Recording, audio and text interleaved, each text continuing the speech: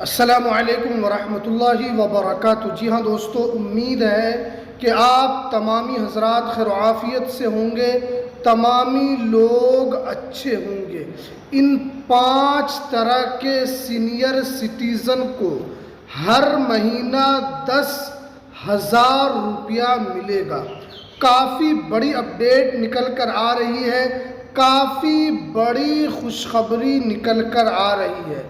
जितने भी senior citizen हैं, चाहे वो पुरुष हो या महिलाओं हो, उन सभी के लिए बड़ी अपडेट आ चुकी है। अब जो है आप लोगों को हर महीना 10,000 रुपया मिलेगा, यानी टोटल 10,000 रुपये आपको दिया जाएगा। मगर केंद्र सरकार का कहना है कि सभी सीनियर सिटीज़न को नहीं मिलेगा, यानी ये जो मिलेगा 10,000 रुपये सभी सीनियर सिटीज़न को नहीं मिलेगा। इन 5 तरह के सीनियर सिटीज़न को यहाँ पर सबको दिया जाएगा।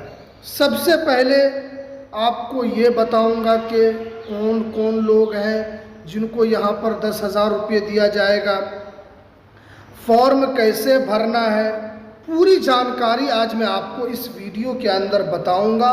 तो इसलिए वीडियो को पूरा ज़रूर देखना, कहीं पर भी स्किप बिल्कुल भी नहीं करना है। देखिए, सबसे पहले ये बात आपको जानना चाहिए कि सीनियर सिटीज़न कहते किसे हैं, यानी कितनी एज आपकी होनी चाहिए कि आप सीनियर सिटीज़न कहलाएंगे। अगर कोई पुरुष है तो कितनी उम्र में वो सीनियर सिटीज़न सरकार की नज़र में हो जाता है, अगर कोई महिला है तो वो कितनी उम्र में सीनियर सिटीज़न होती है। देखिए, केंद्र सरकार का साफ साफ कहना है, अगर कोई पुरुष है और उनकी एज 60 साल या उससे ज़्यादा हो चुकी है तो वो सीनियर सिटीज़न के कैटेगरी में आते हैं। या अगर कोई महिला है, उनकी उम्र 58 साल हो चुकी है तो उनको सीनियर सिटीज़न कहा जाता है। ये केंद्र सरकार का कहना है। अब वो कौन सीनियर सिटीज़न है जिनको 10,000 रुपया यहाँ पर दिया जाएगा? तो देखिए, सरकार का ये साफ साफ कहना है, केंद्र सरकार का साफ साफ कहना है कि हर राज्य में अलग अलग तरीके से पेंशन पूरे भारत के अंदर दिया जाता है, मगर अलग अलग राज्यों में अलग अलग तरीके का पेंशन मिलता है और उन पेंशन की राशि भी अलग अलग राज्यों में अलग हो जाती है। जैसे अगर हम सिर्फ बिहार की बात करें तो बिहार में कितना पेंशन मिलता है? 1100 रुपये दिया जाता है। इसी तरीके से अगर हम उत्तर प्रदेश की बात करें तो उत्तर प्रदेश में अभी पेंशन कितना मिलता है? 1,500 रुपये दिया जाता है, 1,000 से 1,500 रुपया। उसके अलावा अगर हम राजस्थान की बात करें तो वहाँ भी आपको 1,200 से 1,500 रुपये मिलता है। झारखंड की बात करें, वहाँ भी 1,000 रुपया पेंशन यहाँ पर दी जाती है।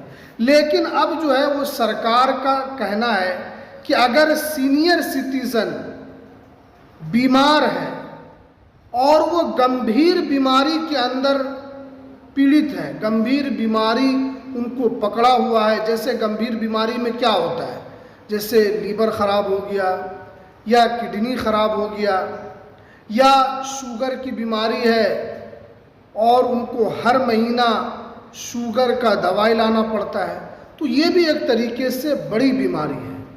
तो और यहाँ पर बताया गया कि ऐसी बीमारी है जिसमें 4,000, 5,000, 6,000 रुपये तक उनको दवाई लानी पड़ती है, यानी उनके दवाई में जो खर्च है वो करीब करीब 5,000, 7,000 रुपया हो जाता है या उससे ऊपर भी खर्चा होता है।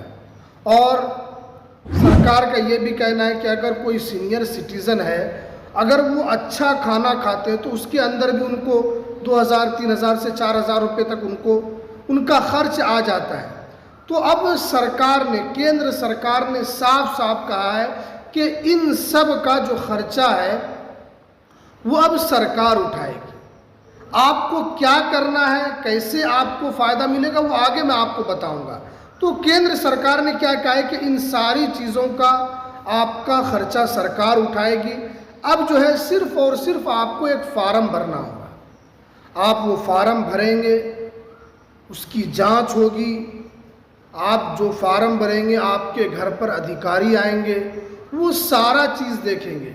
अगर आप बीमार हैं तो कौन सी बीमारी है, कौन सी बीमारी की दवाई चल रही है।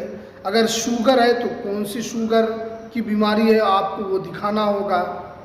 अगर लीवर ख़राब है तो उसका भी आपको रिपोर्ट दिखाना होगा, या आप किडनी ख़राब है या कोई गंभीर बीमारी है, उन सारे चीज़ों का आपको क्या होगा कि उसकी जांच होगी।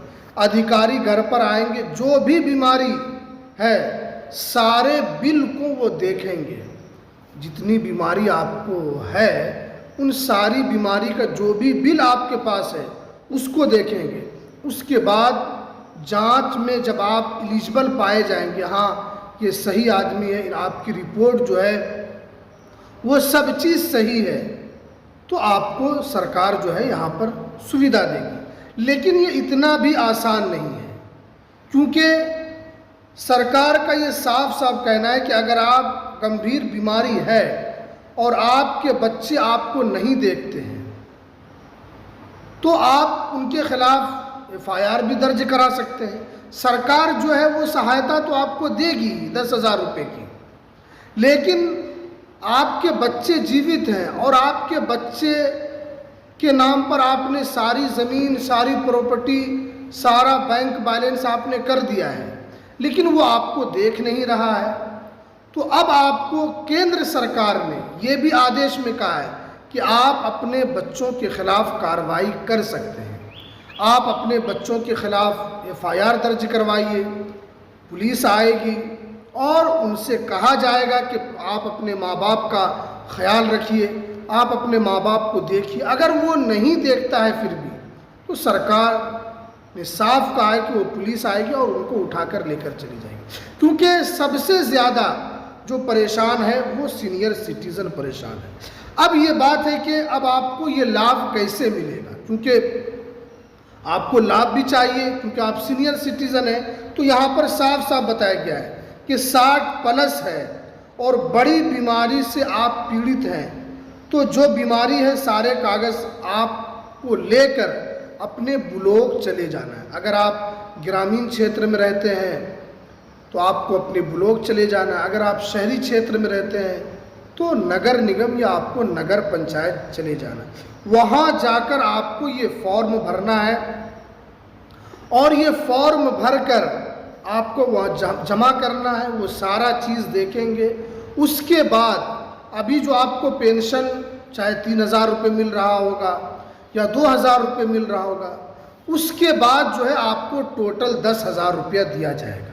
क्योंकि अब जो जानकारी जो निकल कर आ रही है कि सरकार ने साफ साफ कहा है कि जितने भी सीनियर सिटीज़न हैं आपको लाभ दिया जाएगा। हालांकि सीनियर सिटीज़न की संख्या तो पूरे भारत में करोड़ों है, करोड़ों करोड़ में है, लेकिन कुछ ही सीनियर सिटीज़न को जो गंभीर बीमारी में पीड़ित है, जो गंभीर बीमारी से लड़ रहे हैं, उनको ये सहायता दी जाएगी।